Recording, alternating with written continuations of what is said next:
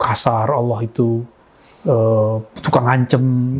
Jadi orang awam itu bayangin Allah itu suka ngancem surga neraka gitu. Ruh itu tidak pernah mati, Bang. Kematian itu cuma pada tubuh ini. Dan dia bisa membisikkan.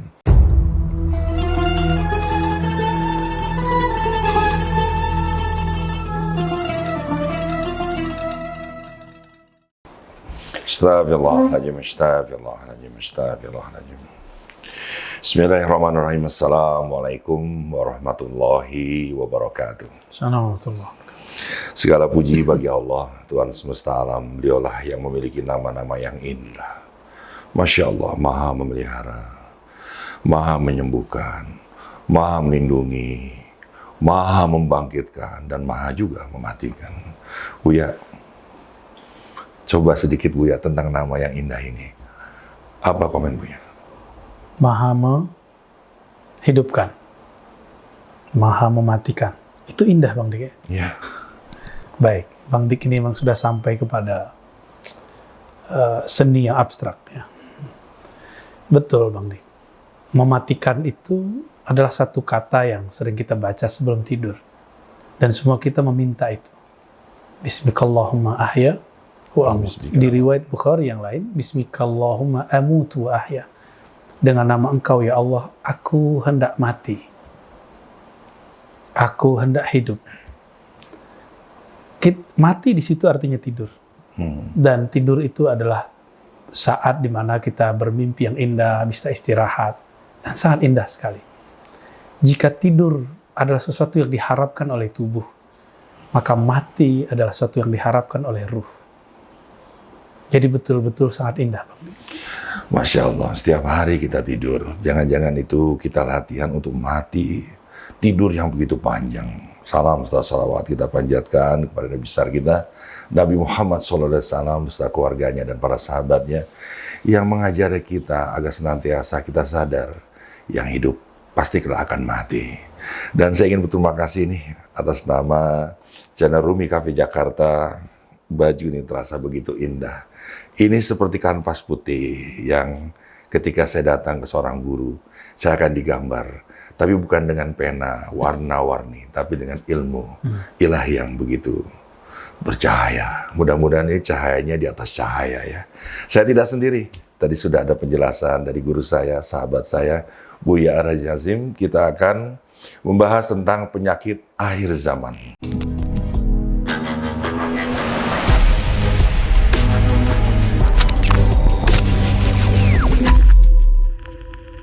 Oke, baju ini dari sahabat kita yang mendesain, sahabat lama Itang Yunas, namanya Freeview. Mudah-mudahan istiqomah juga ya, seperti kita istiqomah di dalam channel Rumi Cafe Jakarta, menyiarkan segala ilmu pengetahuan yang bisa kita pelajari bersama. Buya, tema kita hari ini adalah penyakit akhir zaman. Teman-teman, begitu banyak sekarang penyakit bermunculan. Pertanyaannya, sudah lama penyakit ini ada atau teknologinya baru bisa menemukan ya. Tapi itu tidak terlalu penting sih. Penyakit akhir zaman ini selalu ada indikasinya gitu. Indikasinya adalah kehancuran. Ya. Seperkasa apapun kekuasaan akan tumbang. Ya. Sehebat apapun akurasinya jarak bumi dengan planet juga nanti akan bergeser. Yang kekal cuma Allah. Tapi menuju kematian ini kita selalu diawali dengan penyakit. Nah, saya ingin tanya dulu kepada Buya, apa sih itu penyakit? Karena penyakitnya ada jasmani, ada rohani. Ya, kita bahas dulu, apa itu penyakit? Apa gunanya penyakit? Silakan Buya. Bismillahirrahmanirrahim. Penyakit kalau dalam bahasa Arab disebut marad. Maradun, pakai do. Maradun. Disebut juga dengan da, ya. Daun pakai hamzah. Marad dalam literasi Al-Quran, misalnya, kita sudah hafal ayat fi qulubihim marad. Di dalam kolbu mereka ada penyakit. Kolbu. Dalam kolbu berarti ada penyakit yang sifatnya bukan fisik, tapi penyakit kolbiyah. Karena mereka membiarkan penyakit itu, fazadallahu marada. Penyakitnya bertambah, bukan tambah sembuh. Sebagai contoh Bang Dik, apabila seseorang menyimpan di kolbunya rasa sombong, Yes. merasa lebih suci dari orang lain, bertambah ilmunya, dia tambah sombong dan ilmunya. Oh, astagfirullah. Tambah ibadahnya, dia merasa lebih suci daripada orang yang menurut dia kurang ibadah. Apabila hal ini tidak diberesi, tidak dibersihkan, maka casing-casing kesolehan ini tidak akan pernah menjamin kesolehan spiritual. Justru yang bertambah penyakit. Maka jangan heran, orang-orang munafik itu ketika masuk Islam, di kolbunya ada satu karakter bermuka dua yang belum dia Islamkan. Ketika dia masuk Islam, bertambah ilmu, bertambah hebat dalam berdebat. Bahkan Rasulullah pun mereka sanggup debat. Fi qulubihim maradun fazadahumullahu marada. Karakter mereka apa? Penyakit apa? Yukhadi'un Allah. Mereka menipu Allah, menipu orang-orang beriman. Mereka Menipu Allah, ingin, Bu, ya? mereka ingin menipu Allah. Lain yang dizahirkan, lain yang dibatinkan. Wah. Bermuka dua. Lidahnya bercagak dua. Satu lidahnya ke sini, lalu satu lagi ke sana. Jadi literasi Al-Quran menyebut kata penyakit di surat Al-Baqarah itu lebih concern, lebih fokus kepada penyakit rohani, penyakit kolbu. Adapun penyakit fisik, ya beginilah kita, Bang Dik, penyakit kepala, penyakit perut, penyakit dompet nggak masuk, Bang Dik. Iya. Kantong empes ya. Ya. Dan penyakit itu menunjukkan apa? Menunjukkan bahwa fungsi daripada organ itu berkurang. Yes. Apabila kolbu seharusnya dapat berpikir jernih, lahum qulubu ya'qiluna biha, mereka punya hati yang seharusnya mereka berakal, berpikir dengannya. Ini sekarang mereka tidak berpikir dengan kolbu. Mereka berpikir dengan nafsu, berpikir dengan obsesi, berpikir dengan angan-angannya. Sedangkan kolbu itu kan tempat Allah memandang. Kolbu itu adalah aras Allah di dalam diri kita, singgasana Allah. Maka syaitan pun tidak diizinkan untuk bersemayam di kolbu. Hanya Allah lah yang berhak memandangnya. Apabila fungsi ini sudah berubah, maka kolbu mulai sakit. Jadi apa yang disebut sakit dalam kajian-kajian kerohanian, apabila organ ruhani sudah tidak bertugas sebagaimana mestinya. Begitu juga fisik. Wallahu a'lam bishawab. Menarik ya teman-teman ya, bahwa ternyata penyakit itu ada dua ya, jasmani dan rohani. Kalau tangan kita lupa cuci tangan, bakteri masuk ke dalam mulut dan menyebabkan penyakit jasmani gitu. Nah, saya ingin tanya kepada Buya tentang penyakit, kenapa bisa masuk ke dalam bagian paling dalam bernama rohani? Kenapa orang tahu pasti mati dia tetap sombong? Kenapa orang kaya tahu dia kaya, mati tidak akan dibawa kekayaannya, kok tetap lupa diri? Kenapa bisa tembus? Karena tadi Buya menarik ya, di Al-Quran penyakit disebut, tapi tentang penyakit rohani. Ya, lebih tepatnya marad qalbi ya, penyakit kolbu. Ruh sebenarnya tidak ada penyakitnya. Sebenarnya tidak ada penyakit. Ruh itu tidak pernah ada penyakit. Ruh itu hanya terhijab, terhalang. Yang berpenyakit itu kolbu. Kolbu itu punya rahasia terdalam disebut ruh. Ya.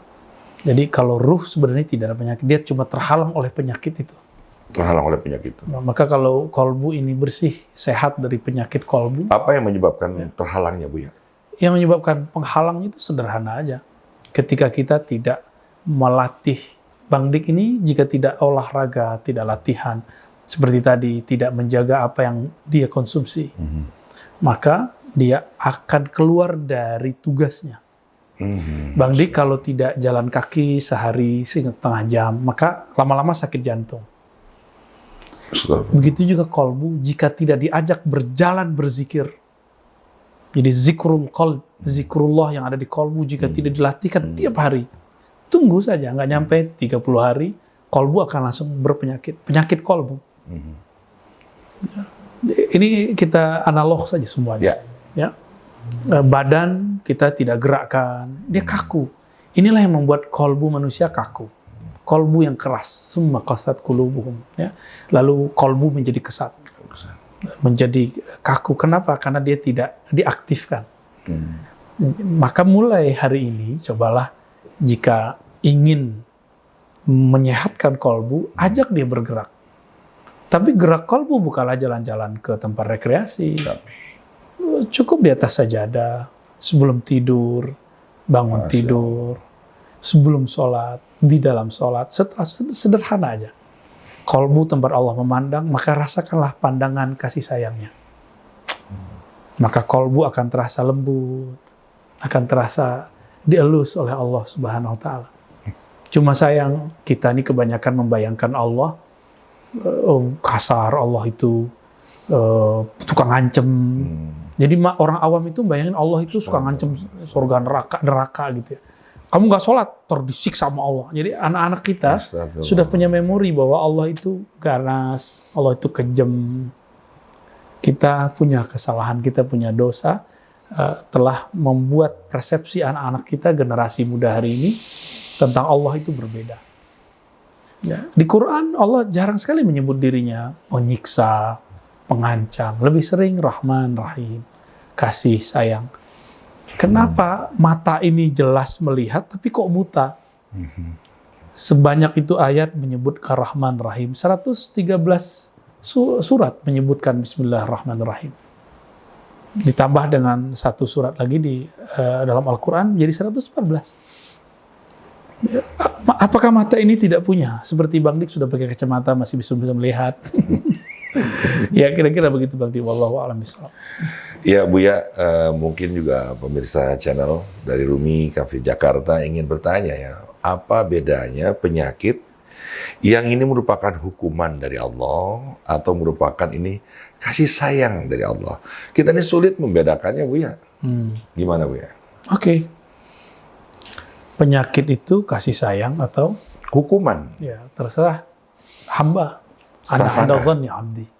Hadis yang sudah dihafal bahkan oleh orang awam. Aku berdasarkan persangkaan persepsi hambaku. Karena Allah saking dekatnya dengan kita, persepsi yang kita bangun itu persepsi yang Allah kemudian berikan kepada kita. Kita mengambil persepsi yang mana? Inilah yang disebut kasab, usaha. Kita memilih berpikir positif tentang Allah atau berpikir negatif tentang Allah. Kawan kita, dia mengalami kejadian seperti dapat corona. Apakah dia menganggap ini kesialan atau menganggap ini sebuah keberkahan? Yes. Saya menganggap pandemi itu ada sisi keberkahannya. Dahulu saya tidak mengerti persoalan akhir zaman. Selama pandemi, saya menyebutnya suluk pandemi, khalwat pandemi, tarekat akhir zaman. Allah izinkan saya kemudian mempelajari kembali dari guru-guru kita mengenai apa itu akhir zaman. Dulu kita baca hadis tentang akhir zaman, tapi saya tidak bisa memetakan setelah ini kejadiannya apa dalilnya, bagaimana indikator bakal munculnya. Tapi setelah pandemi 2 tahun ini, Allah memberikan pelajaran besar bagi saya pribadi mengenai ma'rifat akhir zaman. Maka pandemi yang seharusnya dipikirkan sebagai suatu keburukan, bagi saya ini sebuah keberkahan. Karena Allah tidak mungkin menzolimi hambanya. Allah la yazlimu, tidak pernah zalim kepada hambanya. Kitalah yang zalim. Alam ini ya seperti ini. Ibnu Athaillah mengatakan, jika engkau mengangan-angankan kebaikan, tidak ada wabah, bencana di alam semesta, itu salah kaprah. Alam ini memang Allah ciptakan, punya wabah, punya kerusakan, penyakit. Kalau tidak ada wabah, penyakit, segala macam itu namanya surga. Ini belum surga. Paling tinggi cuma taman surga. Ya, begitu Bang Dik. Wallahu a'lam. Saya mengambil kesimpulan bahwa pandemi bagi Buya ini adalah keberkahan. Jadi boleh jadi ketika keberkahan ini menyeret Buya untuk belajar tentang pelajaran akhir zaman, boleh jadi juga pandemi ini bagi kita bukanlah ikhtiar mencari uang, mencari kehidupan yang terbaik. Tapi yang terbaik mungkin adalah kita memperbaiki ibadah-ibadah kita yang kurang, gitu ya. Nah, pertanyaannya Buya berikutnya adalah, andai saya punya penyakit migrain, sakit kepala, penyakit jasmani. Lalu saya mencoba menerima ini dan saya mandi sambil berzikir misalkan ya. Saya membasuh sambil berzikir. Apakah nyambung nih Buya, penyakit jasmani dan rohani dan sembuh karena tadi zikir itu mungkin sholawat dan lain-lain. Iya, iya. Sekarang bukan hal yang aneh lagi, Bang Dik, bahwa penyakit fisik itu ternyata ada korelasinya dengan penyakit yang ada di dalam batin manusia. Kita bisa ngobrol dengan orang-orang kedokteran, ternyata di dunia kedokteran sudah ada yang disebut kedokteran psikiater. Jadi penyakit yang disebabkan oleh ketidakstabilan psikis seorang. Saya juga banyak ngobrol dengan dokter-dokter seperti ini dan banyak mengambil ilmu dari mereka. Ada beberapa sahabat-sahabat senior saya yang sudah wafat bahkan, dan mereka menceritakan bahwa psikis manusia berefek kepada penyakit zahir. Contoh, Bang Dik ini suka cemas, masalah namanya sendiri Rizki. Ya, misalkan misal ini.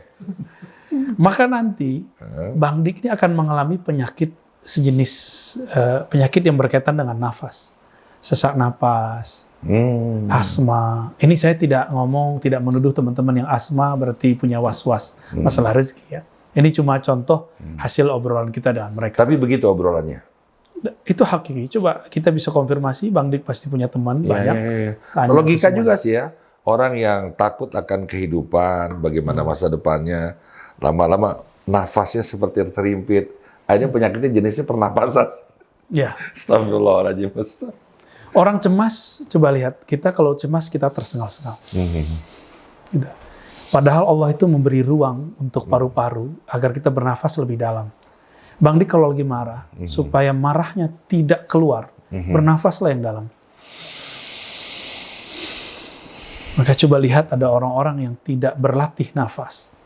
Dia akan punya penyakit juga di pernafasannya. Dia akan suka tersengal-sengal. Dan itu berefek kepada jantungnya.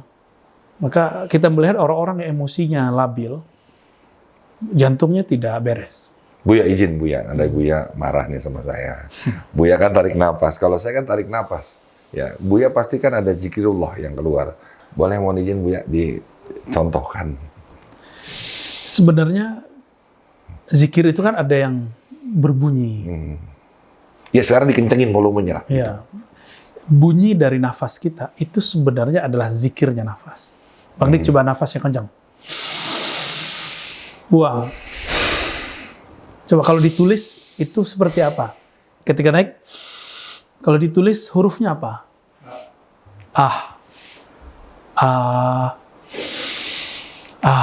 Gitu ya.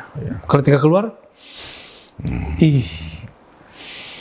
oleh ulama-ulama Tarekat Syatariyah. Ini bukan cocokologi kan, Bu ya? Bukan. Ini saya punya referensi kitabnya. Oke, siap. Ulama-ulama Tarekat Syatariyah, ulama-ulama Samaniyah. Itu ada zikir nafas, bunyinya nafas. Coba ada yang salah paham, dikira bunyi bukan, itu keliru. Bunyi nafas. Ketika dia meyakini bahwa nafas ini Allah lah yang menggerakkan, di saat itulah dia sedang berzikir. Gitu. Bang Dik. Nah, Buya tuh pasti kan ada yang dihafal, Buya kan banyak ilmunya. Apa itu, Buya? Enggak, saya nggak banyak ilmu, Bang Dik. Ya, cuma diberikan sedikit saja tentang ilmu ini. Kita ketika bernafas, nafas kita bisa kita isi. Bang Dik ketika berpikir tentang seseorang itu berarti sedang mengisi nafas. Lagi berpikir berpikir tentang orang positif atau negatif. Bang Dik mau tengkar, mau sparring. Bang Dik pernah belajar bela diri ya. Pernah. Ketika mau sparring, kita ingin memukul, maka ada nafas. Di saat itu kita sedang menanam beberapa kekuatan, energi. Dan kita katakan, lafazkan sesuatu. Ya, beberapa orang melafazkan sesuatu. Sehingga energinya menjadi fokus. Kata-kata itu hanya semacam password untuk memantapkan energi. Apa itu, Buya, lafaznya? Sederhana, Bang. Apa?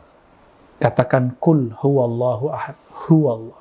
Hu Allah. Hu Allah. Ini salah satu bunyi nafasnya. Bisa diisi. Ya. Huwa itu berarti kita sedang memfokuskan hanya kepadanya, membuang selainnya. Lalu disebut Allah supaya ada namanya. Ya, Allah itu di belakangnya ada hu. Bismillahi atau kul huwallahu. Hu itu adalah rahasia daripada lafaz Allah itu sendiri. Malah ada yang bilang hu itu nggak boleh, kata bid'ah. Gimana? Mana dalilnya yang bid'ahkan?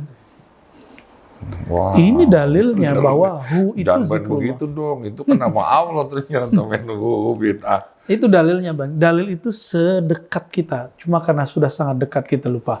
Kul huwallah ahad. Katakanlah umat hu. Jelas sekali bahwa huwa itu lafaz nama Allah. Coba Bang Dik buka sehari, kan sekarang sudah ada aplikasi Al-Quran. Cari la ilaha illahu. Itu lebih banyak daripada la ilaha illallah. Masya Allah. Ada berapa? 26 atau 28 ya. Saya belum cek lagi. Di dalam Quran, Al-Quran di pojok tentang la kanan ilaha atas, illahu. bagian salah ya. Dia suka motong aneh ngomong ya. Buya kalau saya mau ke rumah Buya kan, saya suka WA dulu. Aku mau ke rumah, terus Buya menerimanya. Gitu. Bahkan Allah kalau dibandingkan, tidak sebanding kita dengan kebaikan dan kemurahan silaturahim itu. Kita mau mati nih Buya, Allah tuh selalu memberikan kabar nggak sih Buya? Katanya 40 hari sudah ada malaikat yang membisikkan. Jadi kata lain kita siap-siap gitu loh. Tapi kan nggak semuanya siap diberikan. Apakah itu kekasih Allah terkhusus yang diingatkan 40 hari atau tiba-tiba kita yang selalu lalai dilalaikan pula? Orang yang akan mati akan dapat kabar Kabar? meskipun dia bukan wali Allah. Meskipun. Ya. Maka jangan tertipu jika ada seseorang dia menyadari dirinya udah nggak lama lagi. Berarti orang ini sering berdialog dengan dirinya. Tapi Di dalam sakitnya itu Ya. kadang-kadang. dia menganggap ini saya udah nggak lama. Jangankan itu, dokter aja bisa prediksi kamu 3 bulan lagi. Dokter aja bisa ya? Iya, kenapa dokter boleh? Dokter rohani nggak boleh. Wah, Kenapa kita terlalu bener berlebihan logikanya. terhadap dokter-dokter yang kuliah secara manhaj kebarat-baratan? Kenapa kita nggak percaya dengan dokter rohani yang langsung dididik oleh pewaris-pewaris Rasulullah? Iya ya, benar juga ya. Itu bisa Bang Dik. Ya. Kekasih bakal dijemput, ini kabari Bang Dik, jam sekian kita janji. Gitu. Kalau Bang Dik sudah kenal, kalau nggak kenal dikirim kabar ya seperti Nabi Musa kedatangan malaikat maut yang nyamar jadi seseorang, ditanya kamu siapa? Saya malaikat maut yang akan mencabut engkau. Nabi Musa tangannya kuat, langsung ditonjok, copot matanya Bang Dik. Tapi itu kan mata fisik, malaikatnya tidak copot. Hadis Imam Bukhari itu hadis sahih. Jadi ternyata Nabi Musa ini nggak temenan sama wajah yang datang itu. Dia temenan cuma dengan malaikat mautnya. Tapi malaikat maut lagi nyamar. Ini juga bukti bahwa tidak semua nabi menyadari siapa yang datang. Nabi saja nggak sadar ya. Nabi Ibrahim kedatangan 3 tamu, malah dimasakin kambing. Setelah mereka tidak mau makan, baru kemudian Nabi Ibrahim merinding. Lah temanku Jibril, Mikail, ya. Lalu malaikat pembawa pencabut nyawa, Israel. 3 malaikat itu yang datang.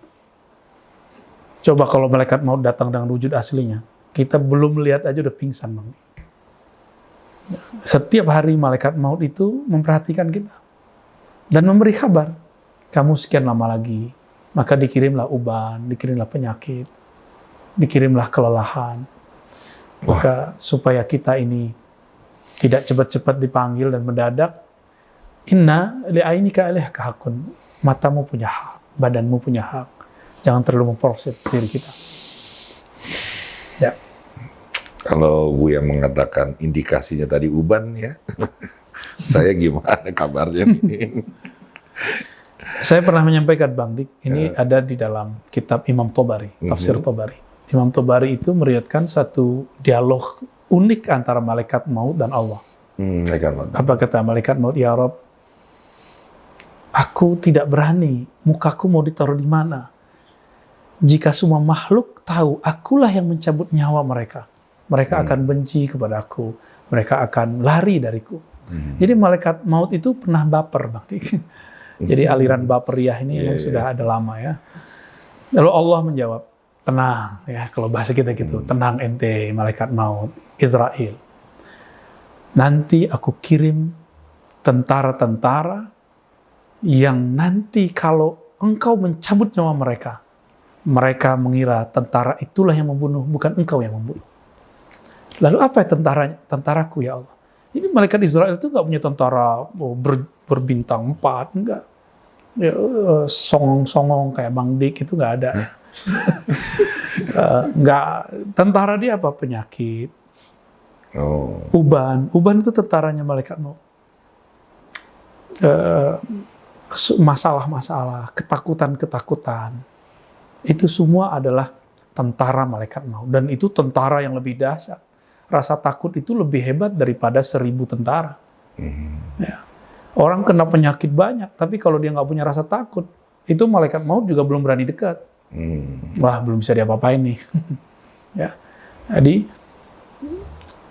malaikat maut ini Allah tutup dengan tentara-tentaranya ini. Udah banyak tentaranya itu. Iya. Melihat wajah saya, waktu rambutnya hitam dan serba hitam, dia bilang gini, kelak kamu sebentar lagi akan memutih semuanya. Alis kamu, rambut kamu, di depan istri saya. Saya jadi, kan mudah nih ngitemin rambut. Tapi saya takut dengan kata-kata itu, Bu ya. Karena tadi makin menarik, itu adalah pasukan kematian. Jadi memang dengan saya membiarkan ini, takutnya ada pemirsa channel yang juga ragu ingin menghitamkan, ya mencoklatkan atau tetap putih. Saya sih ingin putih aja lah, karena saya jadi tahu diri saya ini orang yang lupa diri lah. Jadi saya sadar betul tadi. Terima kasih Bu ya sudah diingatkan. Sama. Tapi sekali lagi saya terbayang selalu dengan rambut ini kepada guru saya Maulana Hisham Kabani. Salam tajim saya. Bu ya, 2 pendapat ini tolong dikomentari. Anak sakit, cepat-cepat kita ke dokter karena sayang kita kepada anak. Atau kita ambil air putih, kita doakan, ambil dompet, kita sedekah keluar. Coba 2 hal ini gimana Bu ya? Jangan tertipu dengan kesolehan baca Al-Fatihah, atau tertipu dengan saya seorang ilmuwan, saya seorang anak kuliahan, lalu kalau sakit bawa ke dokter. 2 hal ini bisa menipu kita. Termasuk yang baca air putih. Sama. Ini yang disebut di dalam Al-Quran dengan tajrid dan tidak tajrid. Jadi ada tajrid. Tajrid itu orang yang mencapai tujuannya tanpa perlu asbab. Misalnya saya tanpa bekerja rezeki sudah datang. Tanpa berobat kesembuhan sudah datang. Itu namanya tajrid. Ada satu lagi istilahnya asbab. Kalau nggak kerja, ya nggak ada rezeki datang. Kalau nggak berobat, ya nggak ada kesembuhan datang. 2 hal ini harus kita pahami baik-baik. Kita lagi di posisi yang mana? Posisi tajrid atau posisi asbab? Nggak bayangin ya, ada jawaban begitu. Ini bukan biasa aja, ini ada di hikam. Iya. Di saat anak kita sakit, yang pertama kita lakukan doa supaya tidak panik. Yang kedua, kita datang ke dokter karena kita bukan dokter. Seandainya sembuh dengan doa, alhamdulillah. Berarti penyakitnya bukan medis dan non medis, tapi berefek kepada fisiknya. Jika penyakitnya medis, mau Bang Dik hembus-hembus 10 kali, nggak ada efeknya. Kan dia harus datang kepada ahlinya. Allah titipkan ilmunya kepada dokter-dokter yang sudah 4 tahun, 5 tahun kuliah. Nggak mungkin ilmu mereka bohong semua. Nah, apabila saya paham posisi ini, ketika saya doa berarti makom tajrid. Ketika saya bawa anak saya kepada dokter berarti makomnya asbab. Dua-dua ini harus ditempatkan pada tempatnya. Itu yang disebut dengan al-adl, orang yang adil. Adil, bijaksana ya. Ya, jadi bukan salah satu. Mungkin orang-orang yang sedang semangat beragama bilang, nggak usah ke dokter, doa aja. Sombong. Emang Allah menetapkan kesembuhan di situ? Tidak. Baginda Rasulullah SAW mengatakan, tadawaw ibadallah. Berobatlah wahai hamba Allah. Padahal melalui beliau cukup dihembus sembuh. Tapi beliau mengatakan, tetaplah berobat. Itu makom asbab. Mendadak, tidak mungkin ketemu dokter. Orang datang kepada Rasulullah karena yakin kepada Nabi. Nabi coba tiup dengan bismillah sembuh. Luar biasa. Pemirsa channel, menurut saya ini sebagai murid, beliau ini lebih canggih dari dokter ya.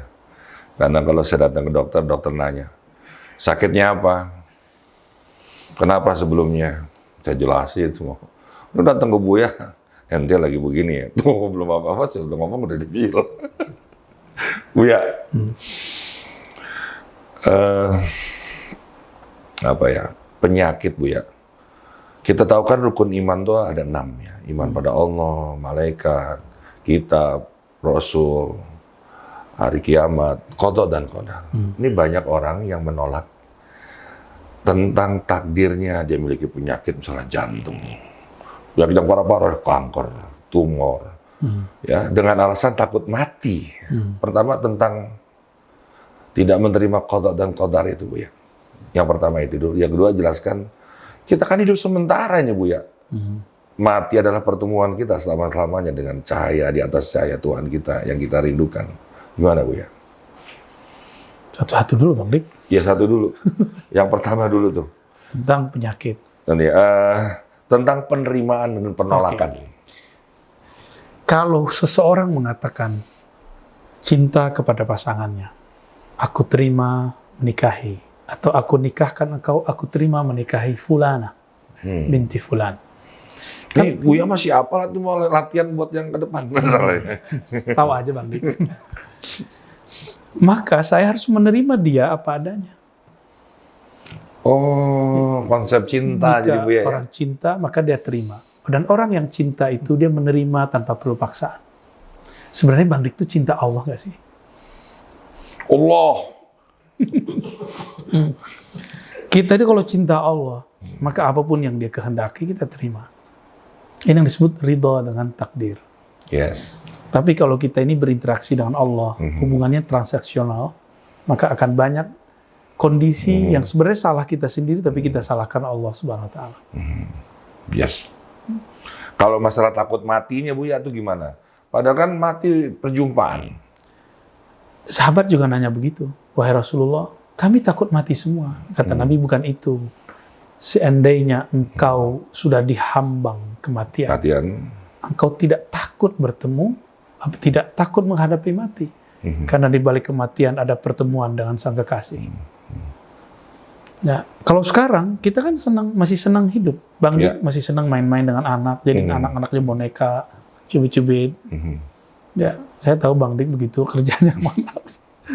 Tapi kalau ditanya, kamu mati sekarang, kita ingatnya bukan diri kita loh Bang Dik. Ingatnya anak istriku nanti gimana. Nah, itu pertanyaan paling konyol. Emang kita yang memberi makan anak istri? Emang Bang Dik yang memberi rezeki mereka? Bang Dik itu cuma namanya rezeki. Namanya rezeki. Tapi rezeki itu bukan Bang Dik yang ngasih. Emang kita yang memberi makan anak istri? Bukan. Justru kita diberi Allah rezeki berkat anak istri kita. Iya ya, kita sering ngomong ya, kalau kita mati anak-anak gimana? Mereka belum siap. Seolah-olah kita menanggung hidup mereka ya. Kayak Tuhan aja. Kayak Tuhan aja ya. Bukan saya Buya, orang. Saya mah Bang Dik gimana orang. guru. Buya, kalau nih ya saya merasakan nyamannya, keindahan, kenyangnya perut, itu yang menikmati sebenarnya jasad apa ruh tuh Buya? Bisa dua-duanya, bisa salah satunya. Kalau Bang Dik makan dan minta izin kepada Allah dan memandang setiap suapan itu ada keberkahan dari Allah, perutnya gendut, ruhaninya puas. Jadi satu suapnya juga menyuapi kolbunya. Tapi jika Bang Dik makan, cuma melihat, wow enak nih, lupa baca nama Allah, perutnya tambah lebar, ada kemajuan, tapi tidak ada kemajuan spiritual. Waduh. Saya ini bukan lupa baca doa Buya, cuma anak saya masih kecil-kecil. Jadi di meja selalu ada makanan, mengandung susu pula. Ngemil ceritanya Buya. Jadi saya ngeles aja saya sebenarnya. Buya, ajarkan kita semua, Buya, tanamkan ilmu kepada kita agar kita tidak takut mati Buya. Secara normal, saya juga tidak mau mati Bang Dik. Secara normal, tapi di atas normal, kita justru minta setiap malam. Tadi Bang Dik siang-siang tidur nggak? Mau tidur ada Ronald datang jadi nggak tidur. Malam minta tidur nggak? Tidur ya. Kalau nggak tidur, nggak dapat jatah tidur. Ini nggak protes nggak? Iya Buya, benar. Tidur, Nabi mengatakan an-naumu akhul maut. Tidur itu saudara mati. Hmm. Saudaranya matinya kita minta-minta, apalagi matinya. Jadi aneh sekali manusia itu membayangkan mati itu sebuah definisi yang menakutkan. Tidak, definisi itu bukanlah sesuatu yang menakutkan. Al-mautu kamalur ruh. Kematian itu adalah kesempurnaan rohani. Saya begini, lalu punya murid, Bang Dik. Itu saya nggak bisa mengurusi mereka secara total. Saya begini, ingin menghadap kepada Allah. Karena halangan tubuh ini, saya tidak bisa menghadap kepada Allah secara total. Tapi jika ruh ini sudah bisa dari badan, ruh ini akan lebih merdeka. Masya Allah. Maka ruh itu, dia menginginkan kematian. Ini yang disebut al-maut qabla al-maut. Mati sebelum mati. Oleh karena itu dianjurkan kita semua mengunjungi tempat orang-orang mati. Zurul kubura fa innaha tudzakirul maut. Jadi Allah itu suruh kita mengingat kematian, bukan untuk jauh-jauhkan. Ziarahlah kubur itu mengingatkan engkau kepada kematian. Maka saya tidak melihat ada orang-orang yang dekat ke kubur lalu dia punya angan-angan panjang. Rata-rata yang sedang ziarah kubur hatinya lembut, gampang tersentuh. Tapi sekarang ada orang-orang yang atas nama pemurnian akidah lalu melarang orang-orang berziarah dengan cara mereka, ya. Bahkan suudzon kepada para peziarah, menganggap mereka sebagai penyembah kubur. Ini betul-betul musuh-musuh Rasulullah, karena Rasulullah pencinta kubur. Rasulullah itu hampir setiap saat, setiap hari itu melewati kubur, ziarah kubur. Dan ini diabadikan dalam Sahih Bukhari, Muslim, dan imam-imam yang lain. Jadi saya menganggap al-maut kamalun. Kematian itu sebenarnya adalah kesempurnaan. Sebagaimana tidur itu adalah raha. Al-mautu rahatun. An-naumu rahatun. Tidur itu rehat. Maka kita minta, Bismikallahumma ahya wa amut, ya Allah. Aku minta hidup, aku minta tidur. Maut. Amut itu maut. Jika Bang Dik ini tidak tidur, tidak mematikan badannya sebentar, maka tidak akan ada regenerasi sel. Jadi kita ini justru butuh kematian sementara itu. Apalagi kematian yang sebenarnya. Ruh ini tidak akan pernah sempurna jika dia tidak melewati jalur hijab kematian. Wallahu a'lam. Luar biasa ya Islam ya. Tidur aja dibahas seperti itu ya. Kalau Buya menyangkapi dengan as-salatu khairul minan naum tuh, Buya. Saya tidur dulu. Katanya itu jauh lebih baik. Tidur ibadah itu jauh lebih baik daripada tidur. Kalau perbandingan tidur tuh Buya. Saya mau nanya itunya. Bukan. As-salatu khairu minan naum. Salat lebih baik daripada naum, tidur. Tidur. Berarti tidur itu ukuran baik. Bukan. Khairun, lebih baik. Lebih baik. Orang yang bangun bertemu Allah, dia lebih baik daripada memilih tidur. Karena tidur itu inqita'ul amal. Ketika amalnya terhenti, sedangkan sholat itu ketika amalnya berlanjut. Jadi ini babnya bab yang lain. Babnya yang sebenarnya lain. Tidak berkaitan dengan ini. Dan ini juga menunjukkan tentang ahwal keadaan orang munafik. Munafik itu tidur lebih baik daripada sholat. Dan ini penyakit orang munafik, salah satu penyakit akhir zaman. Yaitu mementingkan tidur daripada sholat. Bukan berarti orang yang tertidur dari subuh dia munafik. Bisa jadi karena memang dia tidak bangun. Ya. Tapi dia sudah mendengar lalu dia tetap tidur. Ini yang disebut munafik. Wallahu a'lam bishawab. Tapi Buya, kalau ada orang mati karena bebannya terlalu berat, urusannya terlalu banyak, Allah mengambil kematiannya sebagai sesuatu yang terbaik, tapi dia tidak mati sebenarnya Buya. Beban itu tentaranya malaikat maut. Oke, terus bisakah ruh itu tetap hidup, lalu dia menjadi sesuatu yang tidak dibebani oleh jasad, dia membisikkan orang-orang dermawan, orang-orang yang bisa memperingankan beban komunitasnya, yayasannya, tanpa tubuh jasad. Bantu tuh pesantrennya Buya Ar-Razi Azim. Kalau kita terbisik yang jadi ingat orang itu yang sudah meninggal. Apakah itu pekerjaan siapa tuh Buya? Katanya orang yang berjihad di jalan Allah mati syahid tidak pernah sesungguhnya dia mati. Ya, para pejuang tidak pernah mati. Karena mereka punya semangat yang tinggi. Ketika tubuhnya mati, semangatnya masih hidup di sisi Allah Subhanahu wa taala. Semangatnya masih hidup. Semangat itu bersumber dari energi abadi yang namanya ruh. Ruh itu tidak pernah mati, Bang Dik. Kematian itu cuma pada tubuh ini. Dan dia bisa membisikkan. Ruh itu dia membisikkan ruh. Maka orang-orang yang punya ruh, jika dia tidak dapat menangkap sinyal bisik itu dalam keadaan sadar, ruh ini akan datang di alam bawah sadar. Disebut mimpi. Atas dasar metodologi inilah saya bisa menerima kitab Ar-Ruh Ibnu Qayyim. Ibnu Qayyim hanya menyebutkan data-data bahwa mimpi ketemu orang mati itu ada di dalam riwayat ulama salafus saleh. Bahkan jangankan itu, Nabi Muhammad sendiri ketika Mi'raj, ketika Isra, itu bertemu yang sudah mati. Jadi apa dalilnya bahwa orang hidup dapat berinteraksi dengan orang mati? Itulah Nabi Muhammad. Beliau jadi imam, makmumnya orang sudah mati. Betul? Iya. Beliau lewat di satu Makam. kuburan, ternyata Nabi Musa lagi sholat. Ketika naik ke langit, orang yang sudah mati, itu ada ketemu lagi di sana. Karena kecepatan ruh tidak lewat jasad. Set, langsung nyampe. Nabi Muhammad karena masih pakai tubuh jasad, mesti ada pintu-pintunya. Jadi beliau berinteraksi dengan orang-orang yang secara fisik sudah mati. Ruh melalui. Inilah dalil paling kuat di dalam Al-Quran, di dalam Sunnah, bahwa orang hidup dapat berinteraksi dengan orang mati. Orang mati dapat berkalam-kalam dengan orang hidup. Nabi ketika naik ke langit ke-7, ketemu njitnya, kakeknya, Sayyidina Ibrahim, lalu Nabi Ibrahim mengatakan, cucuku, sampaikan salamku kepada umatmu. Kasih tahu mereka surga itu subur, tapi belum ada pohonnya, belum ada tanamannya. Maka tanamilah dengan tasbih, takbir, tahmid. Itu yang Buya bilang bahwa surga itu terisi tanah yang subur, di atasnya tumbuh pohon yang beling. Ya, pohon jengkol tadi situ Bang Dik.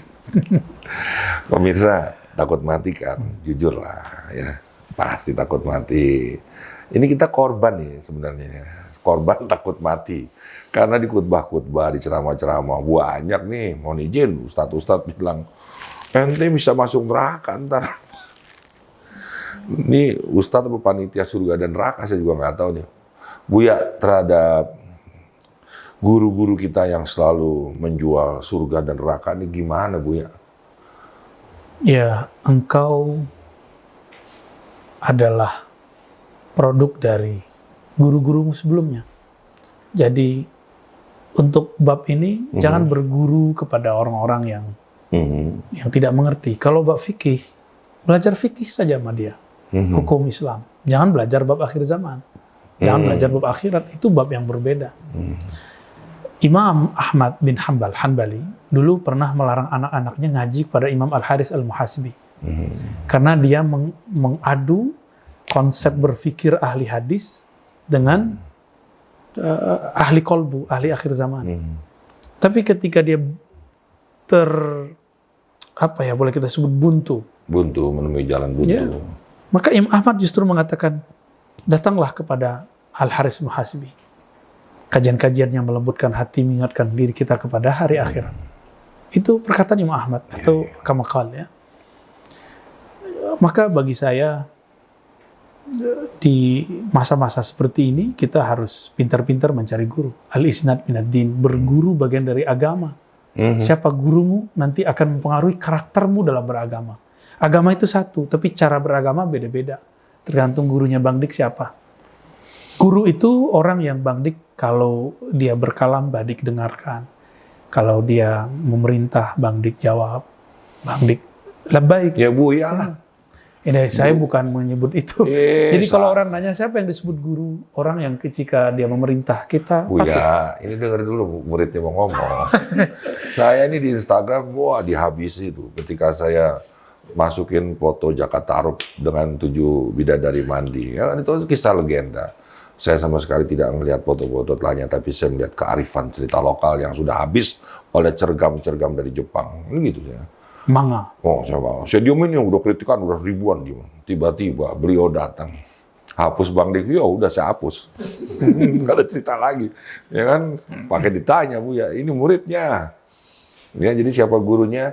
Inilah guru saya, guru kelembutan hati yang mengajarkan makna cinta yang sebenarnya Buya nggak perlu tahu, banyak orang kagum dengan beliau karena inilah Islam yang sesungguhnya, tidak teriak-teriak.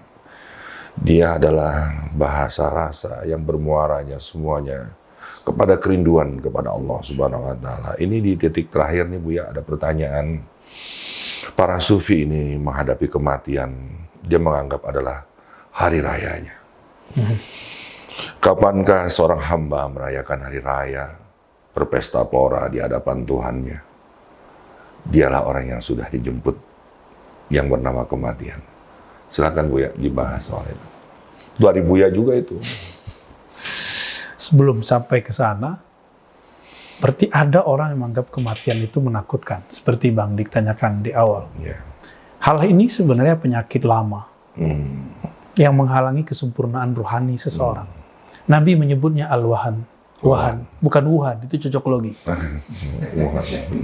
Al-wahan itu kata Nabi, ketika Allah mencabut dari kamu al-mahabah. Bukan mahabbah, mahabah, pakai ha besar. Maha, pakai alif, mahabah. Rasa segennya musuh hilang terhadapmu. Padahal jumlahmu banyak. Dan wal yanzi'an gimana? Naza'a yanza'u wal yanza'an Allah fi qulubikum. Ya, Allah kemudian sungguh-sungguh mencabut dari kamu kecintaan kepada akhirat kepadanya, tapi kemudian yang masuk wal yakdhifanna, Allah kemudian memasukkan ke dalamnya penyakit namanya al-wahan. Sahabat bertanya, apa itu wahan wahai Rasulullah? Wahan itu penyakit karahatul maut. Hubbud dunya wa karahatul maut. Cinta dunia. Dunia bahasa Arab rendah. Sesuatu yang rendah-rendah, sesuatu yang sifatnya fisik. Sifatnya materi, bukan imateri. Kamu mencintai, menyukai hobi kepada hal-hal yang rendah. Urusan mulai dari ujung rambut sampai ujung kaki. Apalagi yang tengah-tengah itu Bang Dik. Ya. Wa karahiyatul maut. Di riwayat lain dari Ahmad, karahiyatul qital. Membenci mati.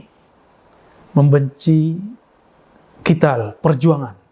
Karena takut nanti mati di tengah jalan. Sayyidina Umar, dia sudah sampai ke pemahaman ujung.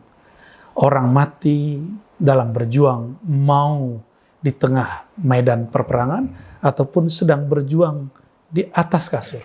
Yang penting dia sedang berjuang, itu sama. Dia disebut syuhada. Bagi seorang Umar, meninggal mati syahid itu kesempurnaan.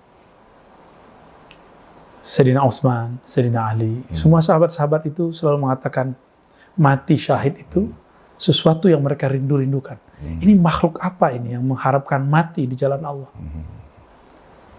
Ada nggak orang-orang hari ini yang mengatakan dirinya waras lalu siap mati dalam berjuang? Yang ada hanya orang-orang konyol yang cuma ingin menikahi 72 bidadari lalu mati bom bunuh diri. Itu kan bukan berjuang, itu namanya korban hadis-hadis yang diplesetin oleh orang-orang budak-budak seks. Yang kemudian memolesnya dengan bab agama, lalu orang berpikir agama itu urusan seksual. Sorga itu urusan seksual. Bukan. Para syuhada itu bukan mengharapkan mereka mengawini 1000 bidadari yang montok-montok. Bukan. Para syuhada itu sedang berjuang meninggikan kalimatullah dalam dirinya. Itulah yang diperjuangkan keluarnya. Wow. Dan kesempurnaan itu ketika ketemu yang dia sedang perjuangkan. Itulah kematian. Maka berjuang dalam kematian itu adalah pertemuan yang dirindu-rindukan oleh seorang yang sedang berjuang itu.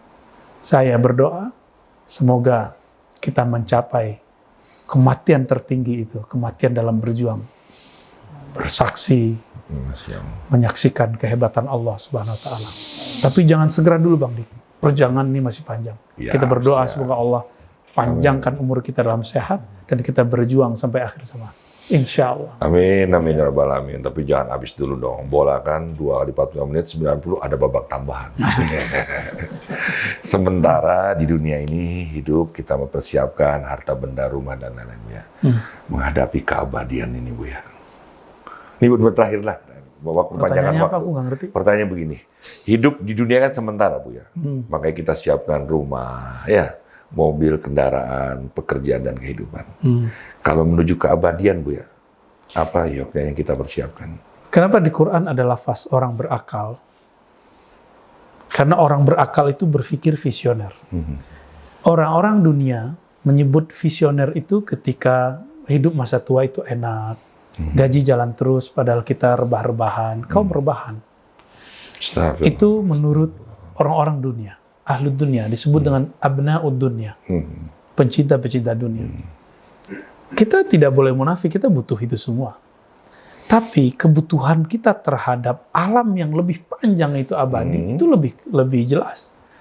Maka jika benar orang ini berakal yang sempurna, dia tidak hanya bekerja untuk dunia yang bakal dia tinggalkan, rumah yang bakal dirobohkan. Tapi dia bekerja jauh dari itu. Maka dalam dunianya, dia akan jadikan dunia itu ladang akhirat. Contohnya gini, saya kerja berangkat pagi, pulang sore.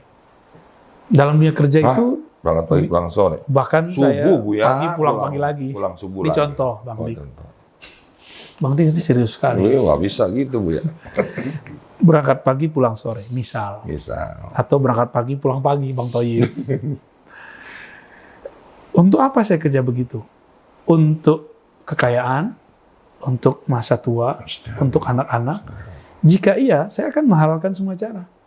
Berarti akhiratnya tidak ada dalam bekerja. Jadi untuk mendapatkan akhirat dalam bekerja, tidak perlu meninggalkan pekerjaan. Bekerjalah kamu, lalu ada namanya kewalian dalam bekerja. Yaitu amanah dalam bekerja, tanggung jawab, mas'uliyah. Ya. Jika dia seorang pemimpin, dia adil. Tiga ini adalah akhirat yang ada di dalam dunia kerja.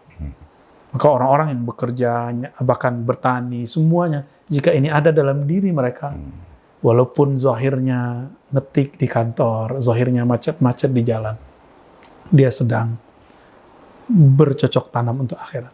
Jangan dibayangkan orang yang mengejar akhirat itu cuma megang tasbih, pakai baju koko kayak Bang Dik. Ya. Preview. Ya, itu bukan seperti itu. Ya. Banyak kok orang yang berkedok amal-amal akhirat, tapi batin dia urusannya fulus. Dia khataman Quran, tapi di hatinya amplopnya terberapa ya. Astagfirullah. Ceramah, tapi dalam hati honornya terberapa ya. Ya, itu masa lalu lah ya. Sekarang kalau Bang Dik, mohon maaf, penceramah agama atau ahli agama yang bekerja di masyarakat untuk masalah itu, dia akan menjadi orang paling lelah di dunia. Paling lelah. Jadi betullah Nabi mengatakan, sungguh lelah abdi-abdi dunia. Abdi-abdi dinar, dirham. Mau dia pakai casing agama ataupun casing dunia. Lebih melelahkan casing agama. Ditunggu-tunggu kok belum ada. Kalau dunia jelas, kerja sekian, tanggal 25 dapat gaji. Kalau gaji Ustadz kan nggak bisa diprediksi, Bang Dik. Siap. Bang Dik kan sekarang udah jadi Ustadz ya. Kalau Ustadz nggak datang. Ya. Pasti lelah kalau mikirin honor. Buya. Jadi jangan dikira orang-orang populer, dulu Bang Dik kan artis. Angka-angka itu melelahkan sekali menurut saya. Wallahu a'lam. Gimana? Buya tahu aja. Kalau Ustadz nggak datang, tiba-tiba sakit, baru datang Udik, Ustadz Dik. Berarti antum doa mulu dong. Ya Allah, semoga Ustadznya sakit. Bisa aja. Aduh, Buya ada mau disampaikan lagi nggak? Yang saya sampaikan untuk diri saya sendiri dan kita semua, kita harus hati-hati terhadap penyakit wahan ini. Penyakit wahan adalah orang yang mengandalkan kuantitas, tapi tidak memperhatikan kualitas. Dan obatnya cuma satu, belajar ilmu kerohanian. Di dalam Islam, ilmu kerohanian itu bukan dengan meditasi, bukan dengan kontemplasi yang aneh-aneh. Cukup belajar tasawuf, belajar kebijaksanaan. Tidak hanya dengan wirid-wirid formal, tapi juga dengan kearifan-kearifan yang dia lakukan di hari-harinya. Mari kita belajar ilmu kearifan tersebut. Wallahu a'lam bishawab. Malu ya kalau guru ngomong begitu ya. Terima kasih Bu ya atas segala ilmunya, teman-teman. Pertanyaannya, siapakah Nabi yang usianya paling panjang hidup di dunia ini? Ayo siapa? Adam? berapa? 1000. Siapa lagi? Musa, Nuh, siapa? Salah semuanya. Yang paling panjang itu Rasulullah. Sallallahu alaihi wasallam. Usianya sepintas 63 tahun ya, sebentar. Coba kumpulin Ustadz, ya, suruh cerita tentang hidupnya. Itu yang hidupnya ribuan tahun sama yang 63 tahun, kalah cerita-ceritanya. Jadi panjangnya usia itu adalah panjang usia kebaikan dan kebajikan. Buat apa kita panjang usia tapi tidak ada amalannya? Nih, di akhir acara saya ingin panggil sahabat saya, Ronald. Ya, Ronald. Assalamualaikum. Salam kenal, Ronald. betul. Salam warahmatullahi wabarakatuh. Nah, di bawah nggak apa-apa ya, Nal? Iya, nggak apa-apa. Bukan berarti kamu murid saya, tapi kita sama-sama berguru pada beliau. Siap. Nah, satu pertanyaan aja, Nal.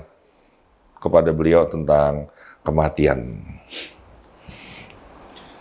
Tadi sebetulnya saya mau tanya, cuman karena tadi saya sudah nonton, ya benar seperti yang Bang Dik tadi bilang, takut mati saya. Tapi Takut udah mati. terjawab. Apa? Tapi sudah terjawab. Takut mati itu sudah terjawab. Kenapa takut mati kalau misalnya memang kita kan untuk melengkapi si ruh tadi kita itu yang harus melewati hijab itu. Awalnya sebelum mendengar penjelasan saya memang aduh kalau saya mati nanti saya akan seperti apa? Apakah saya akan dapat siksa dan lain sebagainya? Luar biasa. Ya berarti supaya nggak takut mati, ya persiapkan supaya mati itu menjadi sesuatu yang indah yang ditunggu-tunggu. Masya Allah. Jawabannya dapat. Mas. Jadi kalau kamu tidak bertanya karena sudah dapat jawabannya, Nal, sekarang suruh para pemirsa like acara ini. Nah, monggo. Oke, Namanya nih channel Rumi Cafe Jakarta. ya. Cafe Rumi. Cafe Rumi Jakarta. Pemirsa, penonton Rumi Cafe Jakarta, saya berteman dengan Bang Dik sudah lama, tapi jarang ketemu. Salah satu cara untuk membuat saya berjumpa dengan beliau, dengan Buya juga ada dengan menyaksikan acara ini.